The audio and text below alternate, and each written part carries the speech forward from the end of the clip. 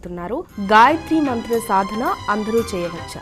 అందరూ దేవతల్లో గొప్పదైనటువంటి దేవత అమ్మ. అన్ని మంత్రములలో గొప్పదైనటువంటి మంత్రం గాయత్రి మంత్రం. అన్ని అక్షరములలో గొప్పదైనటువంటి అక్షరం ఓంకారం. అన్ని యంత్రములలో గొప్పదైనటువంటి యంత్రం శ్రీచక్రం. అన్ని విద్యలలో గొప్పదైనటువంటి విద్య శ్రీ విద్య. దీనిని అందరూ ఆచరించవచ్చు, ఒకళ్ళే ఆచరించాలని లేదు. అయితే ఇది మహామంత్రం గనక ఒక గురువు ద్వారా ఉపదేశం పొంది దివ్యమైనటువంటి మహామంత్రాన్ని జీవితాంతం ఎవరైతే పఠిస్తారో ఆ తల్లి యొక్క దివ్యమైనటువంటి వేదమాత అంటారు గాయత్రిని. గాయత్రిని అందరూ జపించవచ్చు. ఈ గాయత్రి మంత్రం వల్ల 3 శక్తులు కలుగుతాయి. 3 అంటే మంత్రానుష్ఠానం, దేవత, వాగ్దేవత, ఇవన్నీ కలుగుతాయి మనకు.